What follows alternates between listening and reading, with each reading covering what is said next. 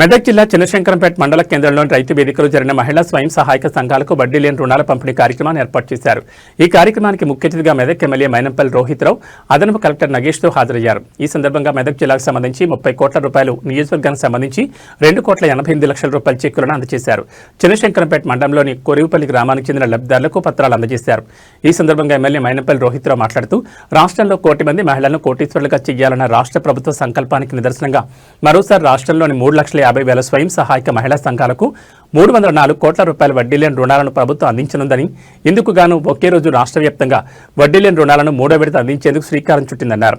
ప్రభుత్వ అధికారంలోకి వచ్చిన తర్వాత 2 సార్లు వడ్డీ లేని రుణాలను ఇచ్చిన విషయం తెలిసిందేనని, తమ ప్రభుత్వం అధికారంలోకి వస్తే మహిళలను కోటీశ్వరులుగా చేస్తామని, వారి కాళ్ల మీద వారిని నిలబడేలా తీర్చిదిద్ది కుటుంబాలను అభివృద్ధి చేసేందుకు, తద్వారా మహిళలు ఆర్థికంగా ఎదిగి స్వయం సమృద్ధి సాధించేందుకు చర్యలు తీసుకుంటామన్న ప్రజాప్రభుత్వ హామీ మేరకు మహిళలకు అన్ని రంగాల్లో అవకాశాలు కల్పిస్తుందని, ప్రభుత్వం అధికారంలోకి వచ్చిన వెంటనే మహిళలకు ఉచిత బస్సు సౌకర్యాన్ని కల్పించిందని అన్నారు.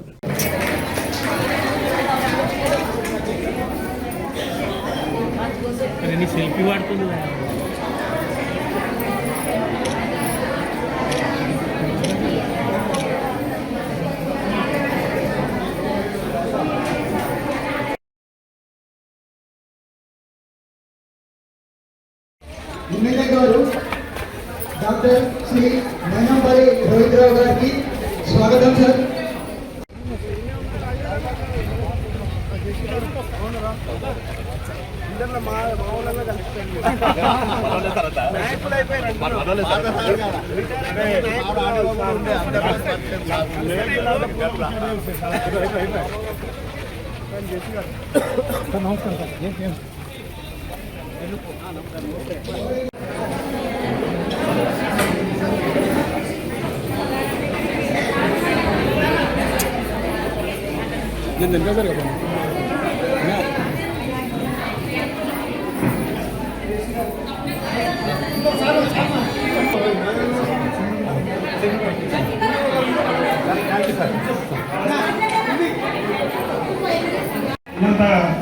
అభివృద్ధి చెందాలనే ఉద్దేశంతో మరి రాష్ట్ర ముఖ్యమంత్రి గారు ఏదైతే తలపెట్టారో ఆ కార్యక్రమాన్ని ఇలా ముందు తీసుకొచ్చిన మా తెలంగాణ డైనమిక్ ఎమ్మెల్యే మైనంపల్లి రోహిత్ గారికి ఈ కార్యక్రమాన్ని పూర్తి దశలో మీకు వివరించి మరి అభివృద్ధి మహిళలు ఎలా కావాలని వివరించడానికి వచ్చిన అడిషనల్ కలెక్టర్ కేసీ గారికి, ఎంపీడీఓ గారికి, మా పార్టీ అధ్యక్షులు సత్యనారాయణ గారికి, మాజీ ఎంపీపీ అరుణ గారికి, గోపాల్ రెడ్డి గారికి, ఎంపీడీఓ గారికి, నా తోటి తాజా మాజీ సర్పంచ్ అందరి నాయకులకు, మా అక్క చెల్లెలందరూ కూడా శుభాభినందనలు తెలియజేస్తున్నాను.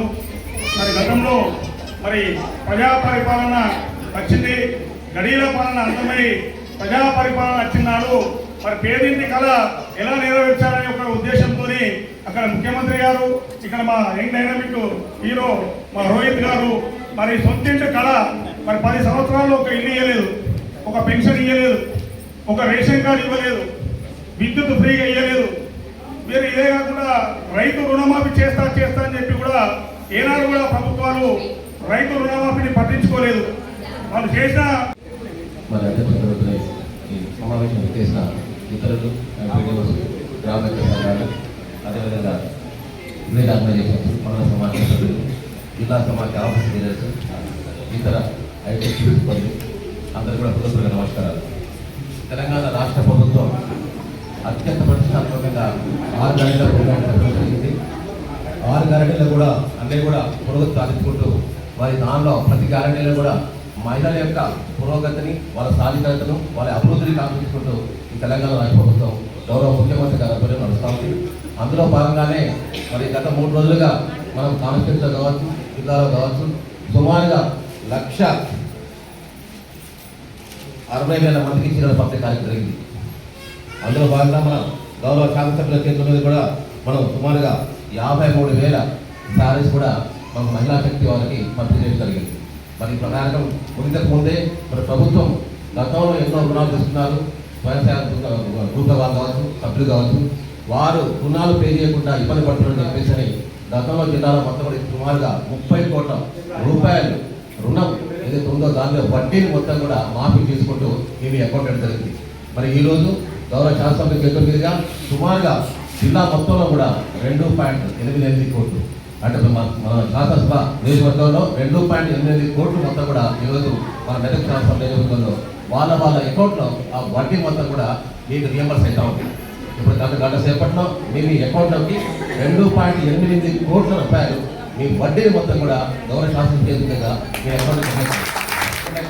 ఇదే రోజు మన మత్తాపూర్ శాసనంలో కావచ్చు, ఆంధ్ర శాసనంలో ఉన్న 3 మండలాలు కావచ్చు, నారాయణగఢ్ కాన్స్టిట్యూన్సీలో కూడా ఒక మండలం కావచ్చు, అదేవిధంగా మనకు దుబ్బా కాన్స్టిట్యూన్సీలో ఉన్న 2 మండలాలు కావచ్చు, గజ్వేల్ కాన్స్టిట్యూన్సీలో ఉన్న 2 మండలాలు కావచ్చు, మొత్తం 20 మండలాలకు సంబంధించి కూడా ఈరోజు సుమారుగా 9 కోట్ల రూపాయలు కూడా జమ అవుతాం.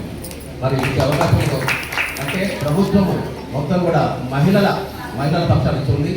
మహిళల కోసం కార్యక్రమానికి ఇచ్చేసిన మరి ప్రభుత్వం మంచుకుంటామనే ఉద్దేశంతో మరి గౌరవ ముఖ్యమంత్రి రేవంత్ రెడ్డి గారు ఈ మహిళా శక్తి చీరల పంపిణీ కార్యక్రమం కావచ్చు, మరి వడ్డీ లేని రుణాలు కార్యక్రమం కావచ్చు, మరి మా గౌరవ ఎమ్మెల్యే గారు కూడా ప్రతి కుటుంబంలోనూ ఒక కొడుకులాగా, ఒక తమ్మునిలాగా, ఒక అన్నలాగా ఆహర్నిశలు కాన్స్టిట్యున్సీని చుట్టుముడుతూ మరి ప్రభుత్వ కార్యక్రమాల్లో కావచ్చు, ప్రైవేటు ఎవరైనా చనిపోతే ఆ కార్యక్రమాల్లో కావచ్చు, లేకపోతే పెళ్లిలో కూడా మరి తను ఎంత బిజీగా తిరుగుతుందంటే దినమంతా మరి ప్రజల కోసం సమయం వెచ్చిస్తున్న మన యంగ్ అండ్ డైనమిక్ లీడర్ మన రోహిత్ అన్న గారికి ప్రత్యేకంగా మనం అభినందనలు తెలియజేసుకోవాలి.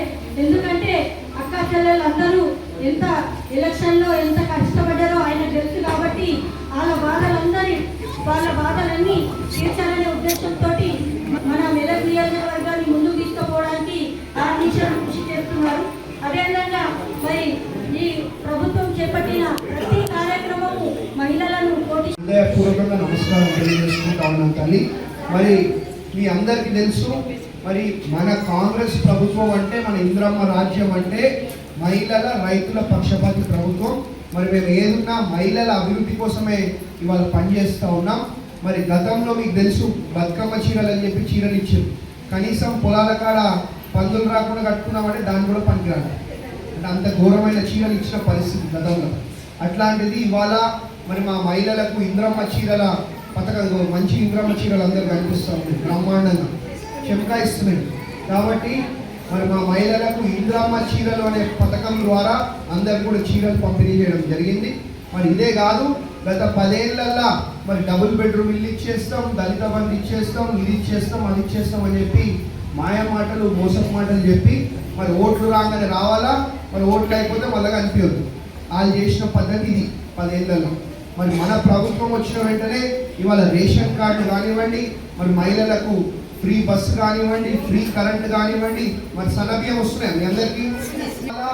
ఇవాళ మరి మా మహిళలు బాగుండాలి, అందరూ మంచిగా తినాలనే ఒక ఉద్దేశంతో ఇవాళ సన్నబియ్యం కూడా ఇస్తూ ఉన్నాం. మరి గత 10 ఏళ్ళల్లో కనీసం మనం ఏం తింటున్నాం, ఏం చేస్తున్నప్పుడు ఎవరు పట్టించుకోలేదు. మనకు సన్నబియ్యం లేదు, ఏం లేదు. ఉన్నదాంట్లో కమిషన్లు ఆరం చేయాలి, ఏడాది చూసినా అవినీతి.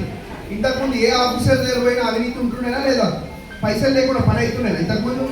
ఇప్పుడు ఇవాళ ఒక్కోళ్ళ రూపాయి తీసుకుంటారా ఏదన్నా తోలు ఇస్తే మీ డాక్టర్ చెప్పారు. కాబట్టి నేను ఏదున్నా అంటే నేను ఒకటే, మా ప్రజలు, మా మహిళలు మీ అందరూ బాగుండాలా. నేను ఏదైతే మీ కుటుంబ సభ్యులా ఉంటాను మాట్లాడాలా. మహిళలు మా కుటుంబ సభ్యులు బాగుండాలని ఒక ఉద్దేశంతో వాళ్ళు పనిచేస్తూ ఉన్నాం. గత 10 ఏళ్ళల్లో మరి ఒక్కసారి కూడా ఇంతకుముందు ఉన్న ముఖ్యమంత్రి కేసీఆర్ ఒక్కసారి కూడా రాలే. మన మెదక్ నియోజకవర్గంకి రాలే, మన ఏడుపాయల అమ్మవారి ఆలయానికి రాలే, మన మెదక్ చర్చికి రాలే.